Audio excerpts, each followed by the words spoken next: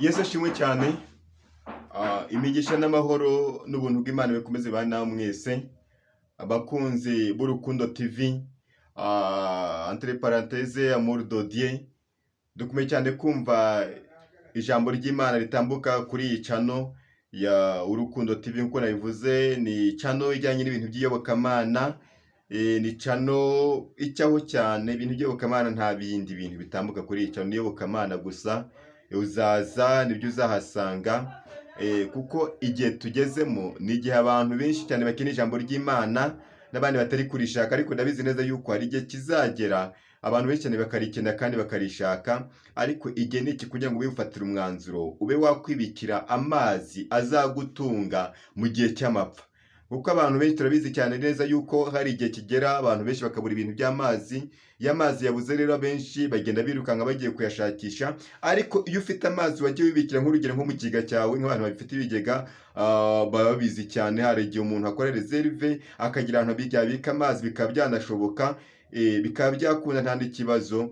Ibyo byose rero niko n'ijambo ry'Imana bisaba ngo hari reserve umuntu, hari amagambo buri umuntu aba yibitsemo muri we. Kuko namenye neza yuko Yesu ibyamushoboje kuba yatsinda Satani nta kindi yashobojwe n'ikintu bita ijambo.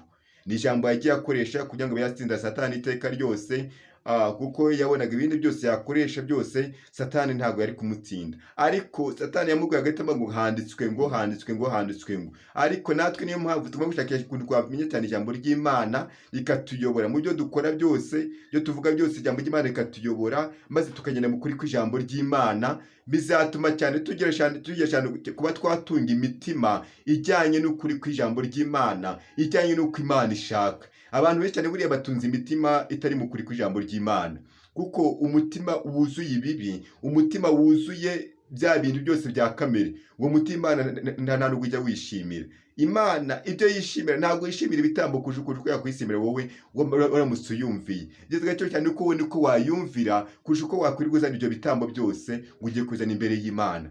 Muri rero tube twasenga maze dukomeze no kumva ijambo ry'Imana nk'uko twabivuze kare. Uwiteka Mana yacu, tugushimiye kuri mwiza, tugushimiye kuri umutabazi.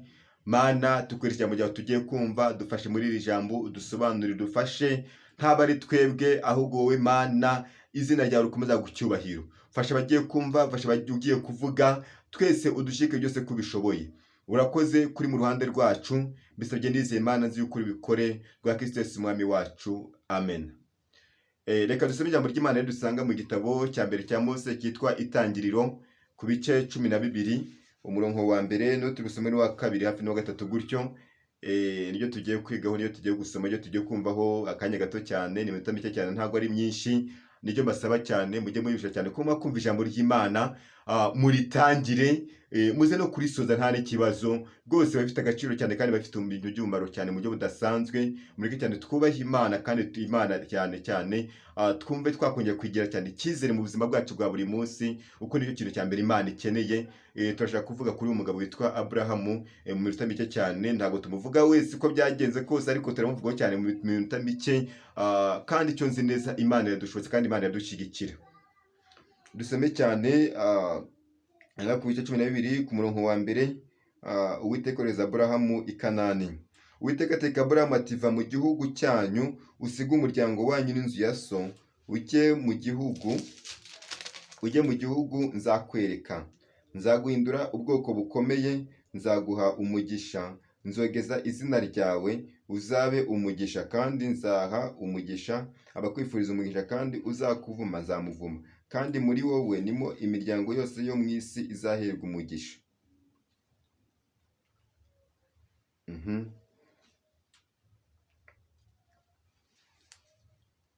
Hano kuri hano dusomye muri ibi bice 13, 13 ku murongo wa mbere n'ubundi. Aburahamu ava mu gihugu n'umugore we w'ibyo byose na Loti yajyana nawe. Aburahamu yari afite ifeza n'ubutunzi bwinshi n'amatungo n'ifeza n'izahabu. Noneho kandi na Loti wagendanaga na Aburahamu yari afite imikumbi n'amashyo n'amahema. Icyo gihugu nticyabakwiriye kugituramo, kuko abatunzi bwabo bwari bwinshi bibabuza guturana. Mm. Noneho Aburahamu abwira Loti ati he kubaho intonganya kuri njye nawe no ku bashumba bacu kuko turi abavandimwe mbese igihugu cyose ntikiri imbere yawe ndakwinginze tandukana nanjye nuhitamo kujya ibumoso nanjye nzajya iburyo cyangwa nuhitamo kujya iburyo nanjye nzajya ibumoso.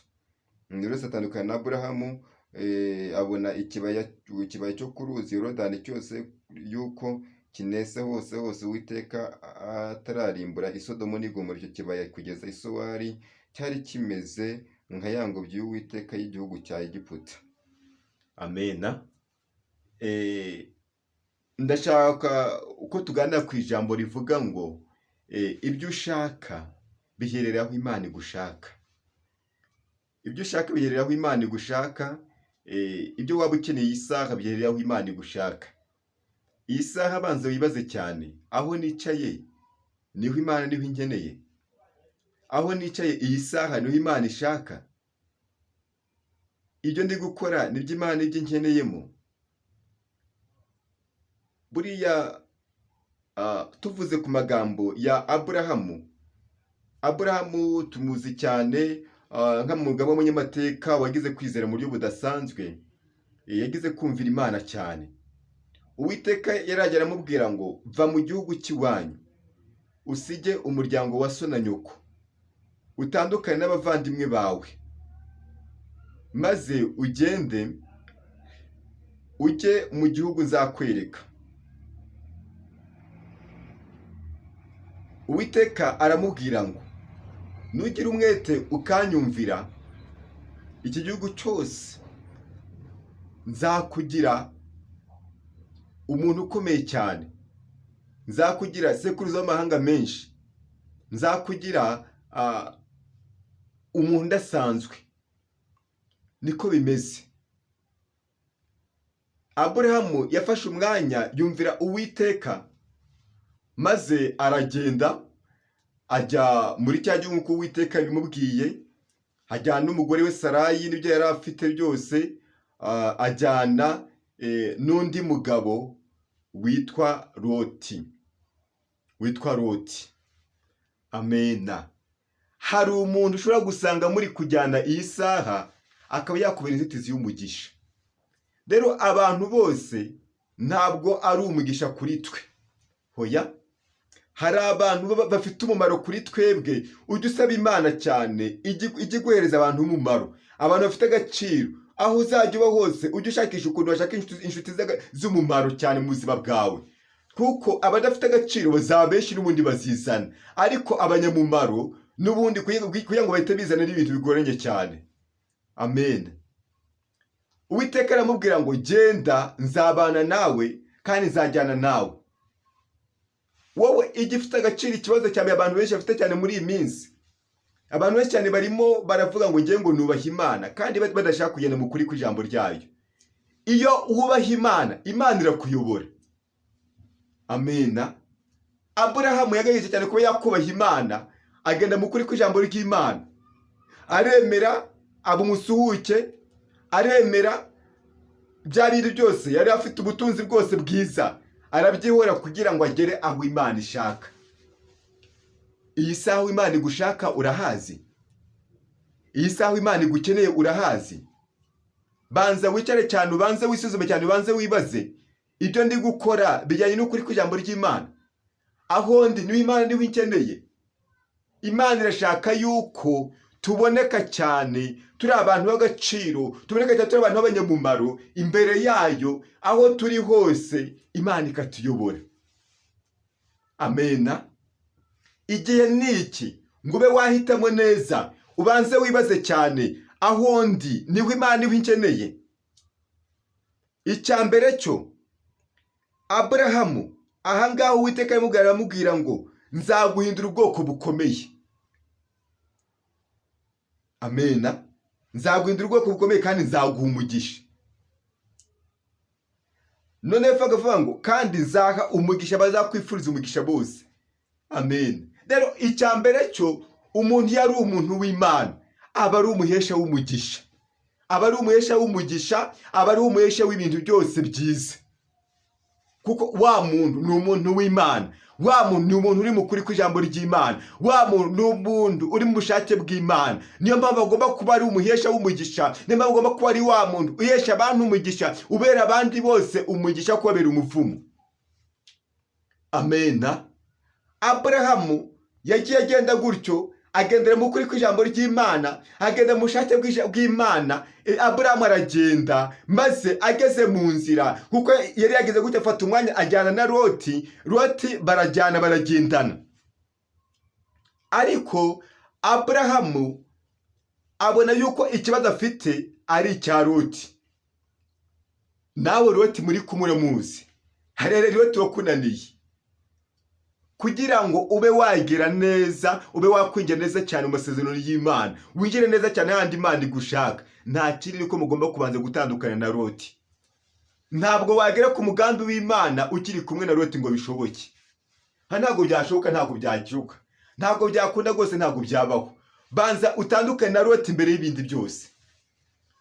Loti icyo ni icyaha runaka ushobora kuba uri kugendana. Loti ni cyaha gikomeye runaka wifitiye.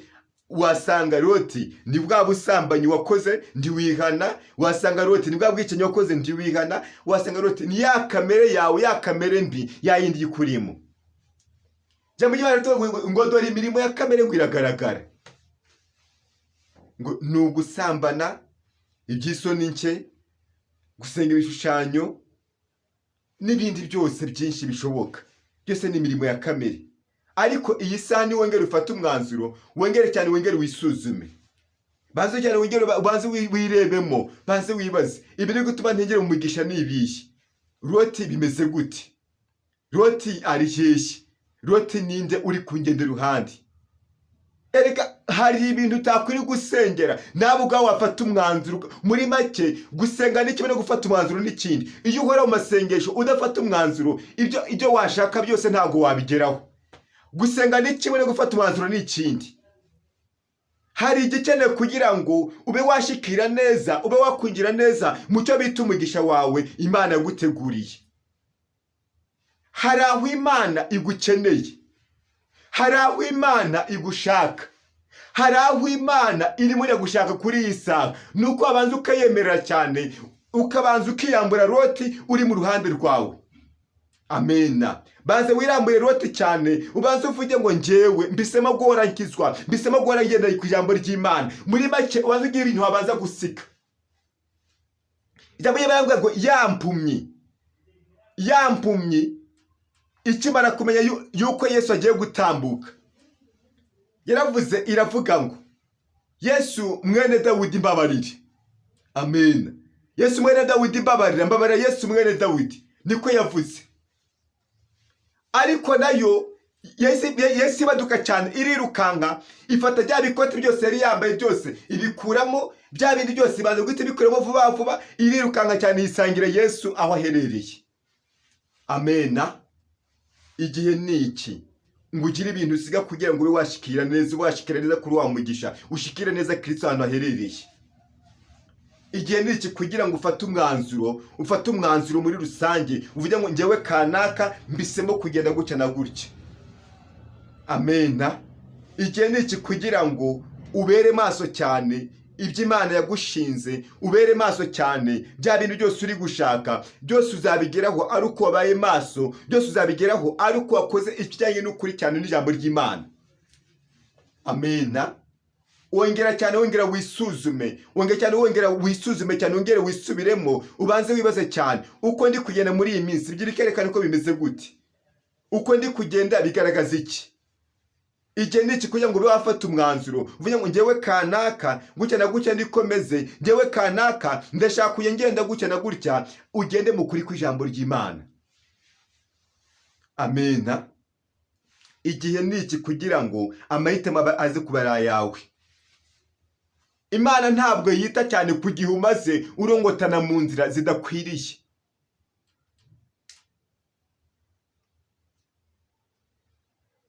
None ni Yesu maza wenyine, nta rindi zina nemera, kuko ubugingo n'umunezero bibonekera muri we. Amena.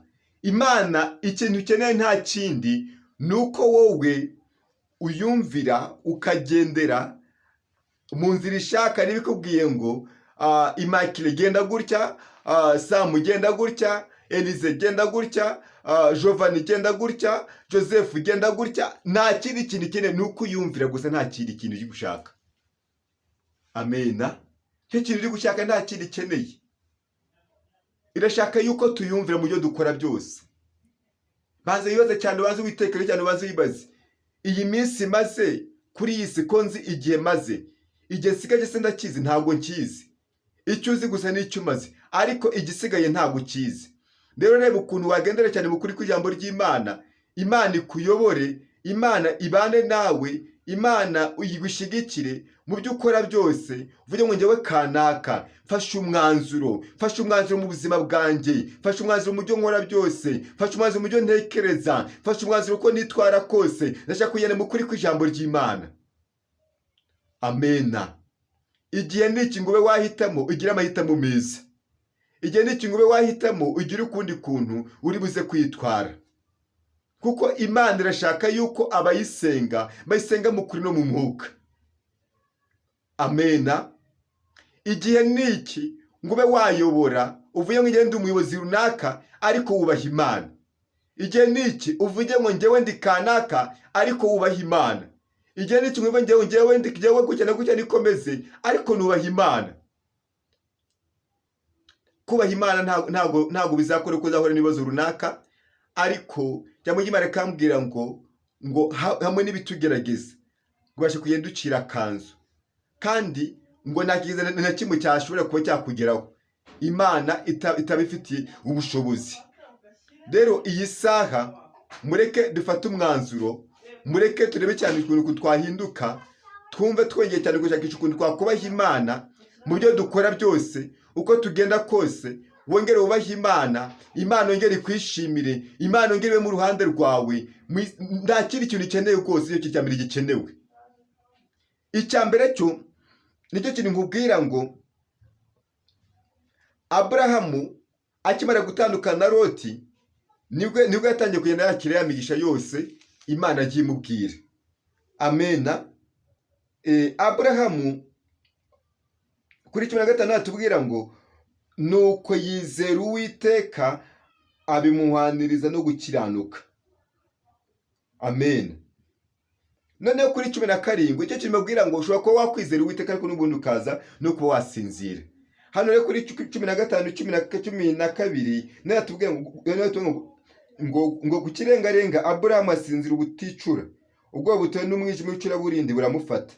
Uwiteka abwira Aburahamu ati, menya neza yuko urubyaro rwawe ruzaba abashyitsi mu gihugu kitari icyabo, bazakorera abaho nabo bazababaza imyaka 400. Amena. Rero hari ibyago byinshi cyane bigenda bigera ku bantu b'Imana bitewe n'uko batagiye baba maso. Rero igihe n'iki kugira ngo ube maso, kuba wagendera mu nzira Imana ishaka, ntabwo byashobora gutuma no gusanga n'utari maso kandi no muri iyo nzira. Aburahamu yagiye acunga neza icyo bita umurimo w'Imana, akabana neza n'Imana mu buryo butandukanye, nawe nk'uko wari umeze iyi saha. Ariko rimwe na rimwe yisanga kubera umubiri wananiwe, none za ntege n'ubundi ziramufata, bituma asinzira ahantu hatari ho gusinzirirwa. Niyo mpamvu Imana irashaka yuko tugomba cyane kuba maso kurusha ibindi byose. Ugomba cyane kuba maso, ukaba maso cyane, ugakanguka. Amena. Tugiye gusenga Imana, ariko turashaka yuko ijambo nyamukurimo cyane nta kindi nuko aho ibyo uri gushaka, wowe ibyo ukeneye, ibyo uri gushaka iyi saha biherereye aho Imana igushaka. Ibyo uri gushaka biherereye aho Imana igushaka, nta kindi. Niko kuri kw'ijambo. Ibyo uri gushaka biherereye aho Imana igushaka. N'Imana ibigukeneye umurimo wayo, genda ujye mu murimo wayo. Imana ibigukeneye kuba wajya kuyobora, genda ujye kuyobora. Imana ibigukeneye kuba wajya kuririmba, genda ujye kuririmba. Imana ibigukeneye kuba wajya guhanura, genda ujye guhanura. Wowe icyambere emerera Imana ikuyobore, uko niza gukuyobora n'ubundi nabwo uribuze ko wakwakira wa mugisha w'Imana nkuko yabivuze. Amena. Nta kindi gifite agaciro cyane usibye kubaha Imana nicyo kigero gifite agaciro. Mureke dusenge Imana, ariko cyane wongere wisuzume cyane, wongere wibaze cyane, njyewe kanaka nabanye n'Imana gute, bimeze gute. Guhitamo rero amahitamo ni ayawe, ntugomba kuba wafata umwanzuro ukwiriye, ukaba wagenda cyane mu kuri kw'ijambo ryayo, Imana ikaba yakuyobora kugira ngo ube wabona neza bya bindi byose Imana uri kuyishakaho. Wowe banza uyemere cyane, ibanze ikuyobora, ibanze igenda nawe muri byose. Uwiteka Mana yacu, tugushimiye kuri mwiza, tugushimiye kuri umutabazi, mu izina rya Yesu Kristo.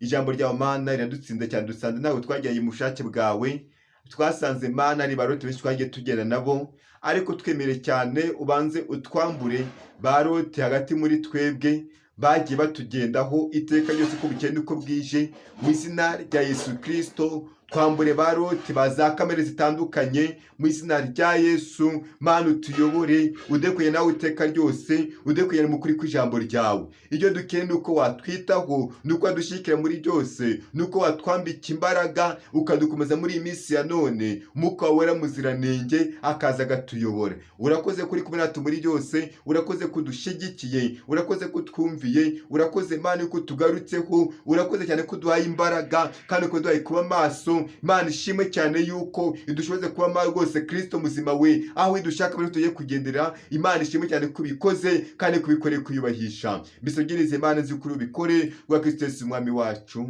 Amen.